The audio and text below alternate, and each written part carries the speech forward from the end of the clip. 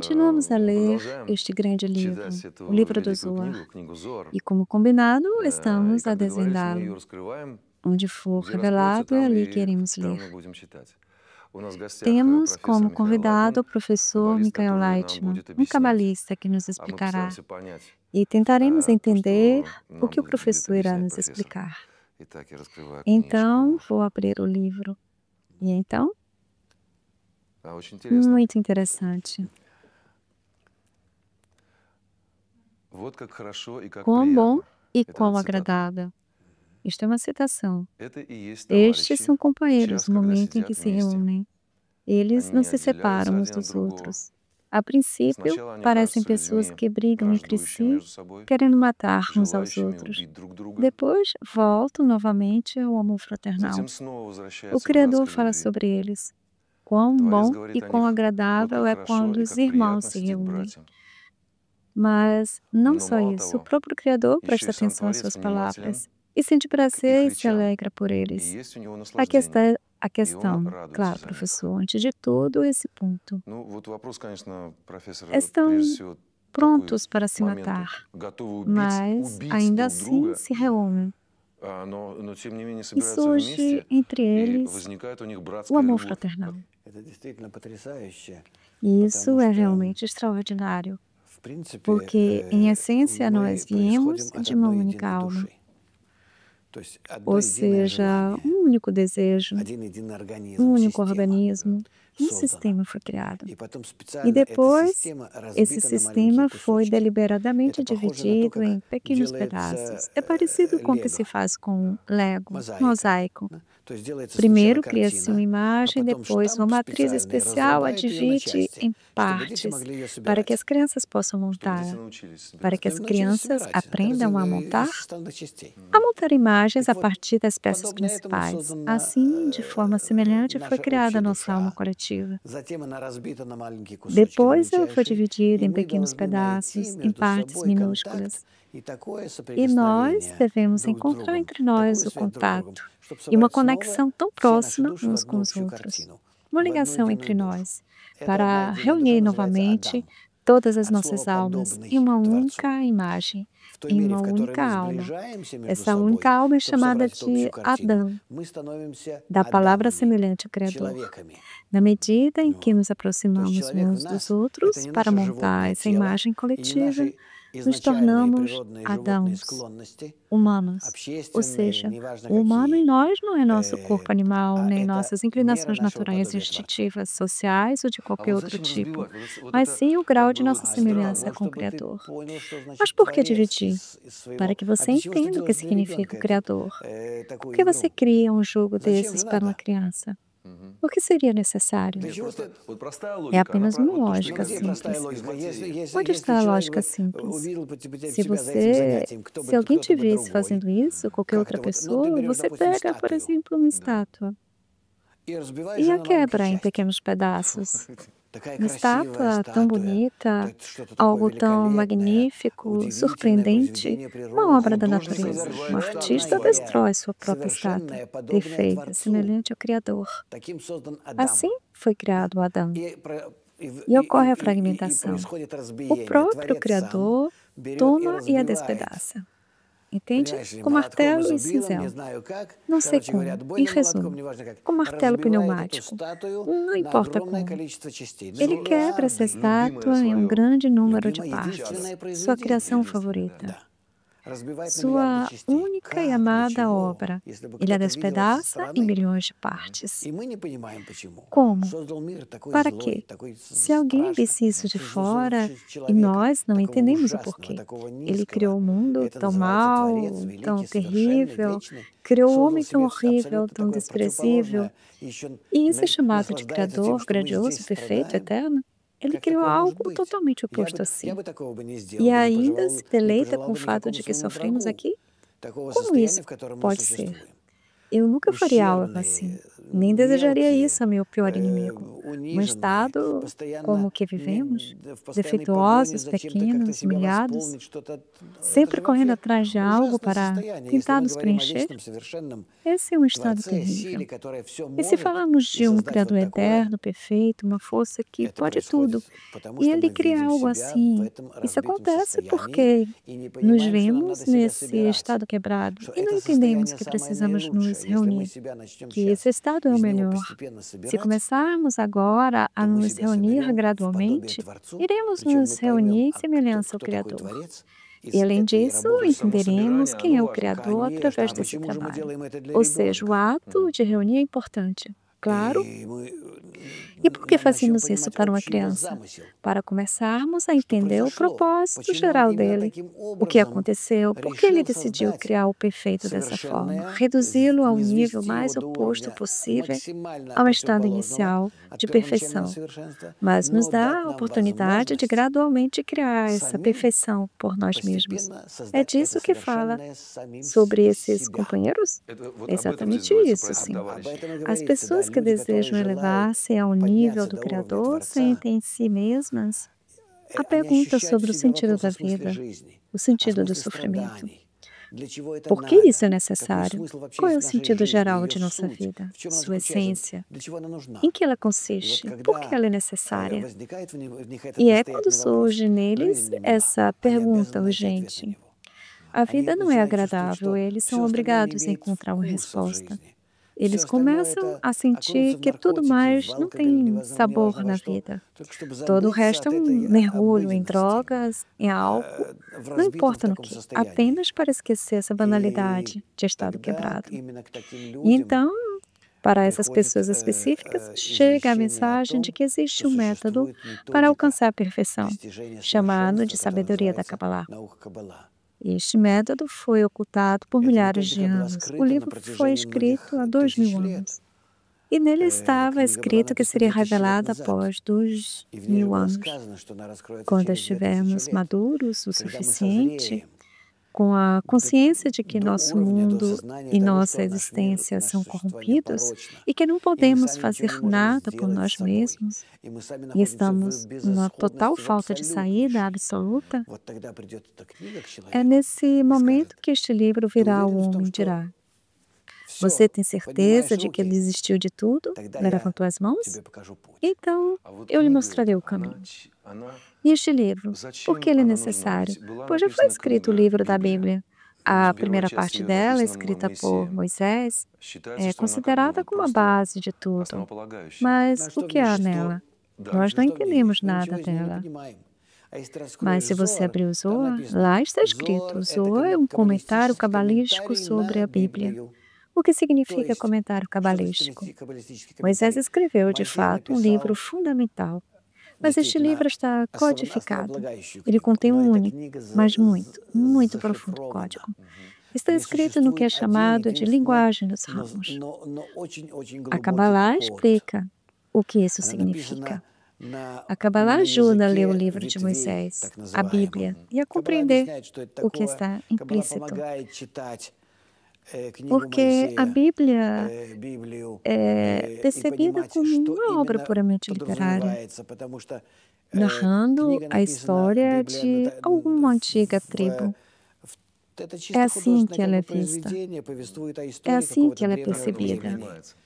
Ela foi escrita nesse estilo, como uma narrativa, mas, na verdade, a Kabbalah nos ensina a ver por trás disso os níveis superiores, as forças, que em nosso mundo causam tais ações. E nos elevamos ao nível dessas forças, elevamos esse sistema de forças que governa nosso mundo. Nos elevamos ao seu nível, nos integramos nesse sistema, tanto que podemos ativamente, por meio dele, governar nosso mundo, corrigir a nós mesmos e todo mundo. E este livro, o livro que foi escrito por Rabbi Shimon Bar Yochai e seus alunos, este grupo de pessoas, os 10 que escreveram esse livro, eles têm alguma relação com o que Moisés escreveu? Vou te explicar. O livro que Moisés escreveu era como um guia. Ele é chamado de Torá. da palavra or, que significa luz, e orar, que significa instrução, uma instrução.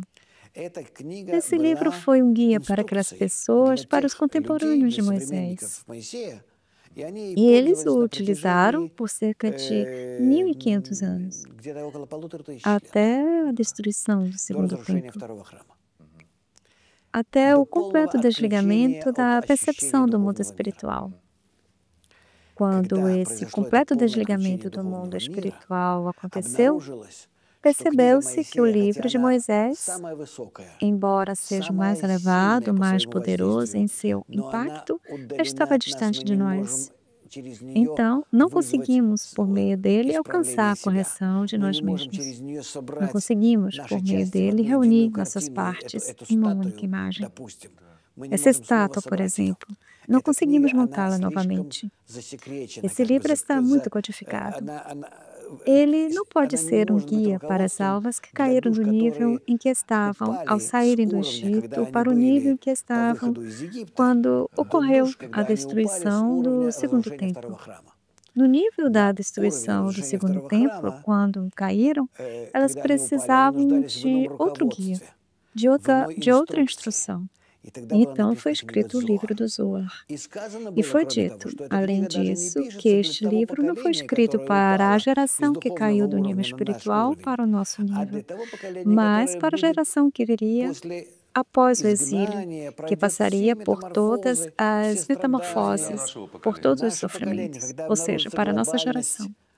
Nossa geração, quando se revelar a globalidade do mundo, a globalidade das almas, o egoísmo absoluto do ser humano, o afastamento total uns dos outros, quando as pessoas não quiserem mais formar famílias, ter filhos, quando começarem a surgir sentimentos de renúncia a este mundo, uma indiferença total a tudo, mergulharão nas drogas, atingirão um nível de depressão que será a maior doença do mundo, e assim por diante.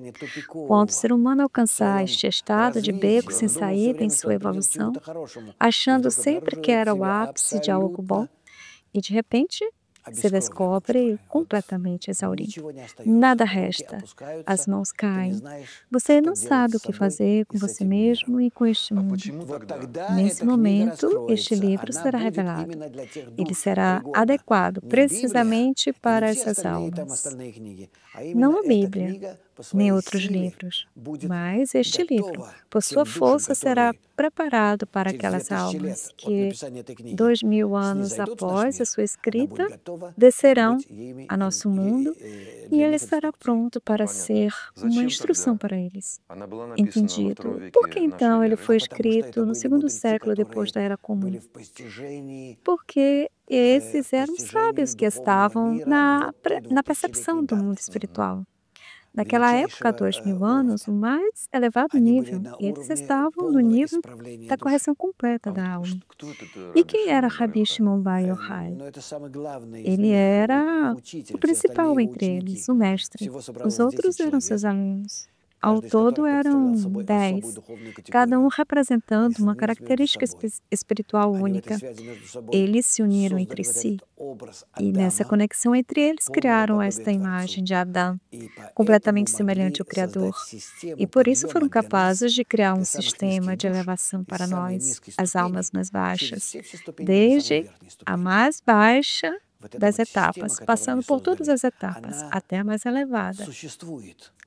Este sistema que eles criaram, ele existe, ou seja, eles criaram um plano de reconstrução a partir dos pedaços, mostrando como podemos gradualmente reuni-los e colá-los por meio da influência da luz superior. Ou seja, devemos fazer assim. Existem pessoas que desejam reunir suas partes juntas, e esse desejo de unir essas partes invocam também o Criador, a força superior, a força da luz que cria a cola entre elas. E assim elas começam a se colar gradualmente. Este é o correto processo de interação entre os pedaços e o Criador. Em cada etapa da reconstrução desta estátua, a imagem do ser humano, Isso é o que o livro do Zohar explica. É como podemos nos conectar gradualmente, passo a passo, para atrair a influência da luz superior, ou seja, a força superior que nos une, e assim reconstruir-nos e alcançar um estado completo e absolutamente perfeito. E esse desejo das partes de se destruírem mutuamente. Elas descobrem ao longo do seu trabalho sua verdadeira essência, quão distantes estão umas das outras, o quão desconectadas elas estão, o quão profundamente se odeiam, a tal ponto que ainda não conseguimos imaginar o nível de egoísmo que existe em cada um de nós. Ou seja, é um egoísmo monstruoso.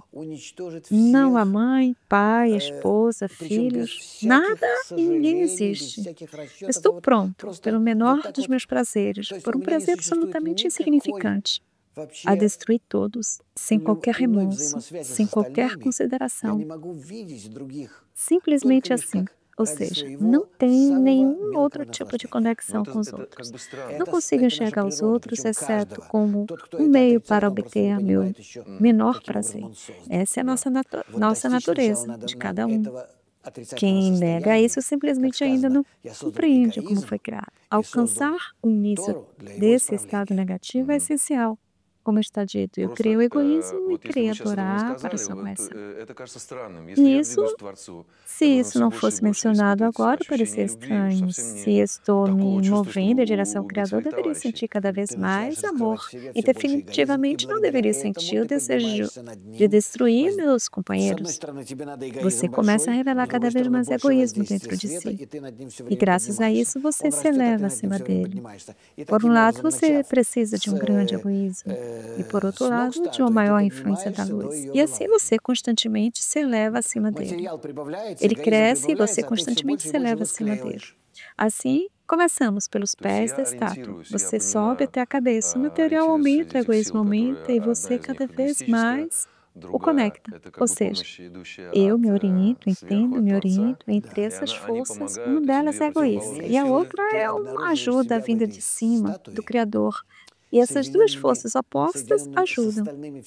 Você se encontra nesse estado, conectado com todas as almas, em um único todo, em um único organismo, onde tudo está interligado. Tudo é absolutamente coletivo, e a identidade pessoal desaparece, mas ela permanece de uma forma que você se sente absolutamente conectado com todos. Um paradoxo. Eu sou grande, por assim dizer, certo? Por um lado, você sente sua individualidade, e a sua individualidade consiste em estar constantemente diluído com todos em todo. Além disso, vocês são conectados pelo Criador. E Ele os preenche, está sempre existindo com vocês. No final, há um todo único que inclui você, todas as almas junto com você e junto com todos vocês o Criador. E tudo isso está tão interligado que, por um lado, há esse paradoxo, em que você pode distinguir: isto sou eu, esta é uma alma e este é o Criador. E por outro lado, tudo está absolutamente conectado. E nesse momento você começa a se sentir igual ao Criador, cada um de nós. Ou seja, a individualidade não desaparece, ela na verdade se revela ainda mais. É uma percepção muito específica, iremos alcançá-la. Existe um exemplo, havia um ator, um grande ator, Mikhail Chekhov, parente de Anton Chekhov. Ele tinha seu próprio ensinamento no que diz respeito à atuação. Não era o sistema de Stanislavski, mas o dele. E ele dizia que, sob certas circunstâncias, quando você sobe ao palco, depois de estar suficientemente preparado, ao entrar em cena, ele tinha um termo para isso. Você se torna grande. Eu sou grande. Isso ocorre quando um certo crescimento espiritual e artístico acontece. E ele chamava isso de eu sou grande. Às vezes, no palco, há a sensação de que você se expande para o público inteiro, como se estivesse dentro de si, revelando todas essas partes. Para isso, você deve absorver o desejo deles. Você precisa atraí-los para si, incorporá-los em você. Então, você sente que está influenciando eles e o que está dentro deles. E eles, embaixo, respiram junto com você. Respiram, sim. Isso pode ser comparado. Ele sentiu isso, por assim dizer, dentro de sua profissão. Agora, esse ódio e desejo de destruir, sobre o qual falamos aqui, ele permanece? Sim. E como? Como? Essa desconexão permanece, e sobre ela é construído um vínculo. E, além disso, um amor imenso, um amor absoluto. Mas ele deve existir sob o ódio. Caso contrário, ele não existe. Uma característica não pode existir sem a outra. Isso é incrível, só.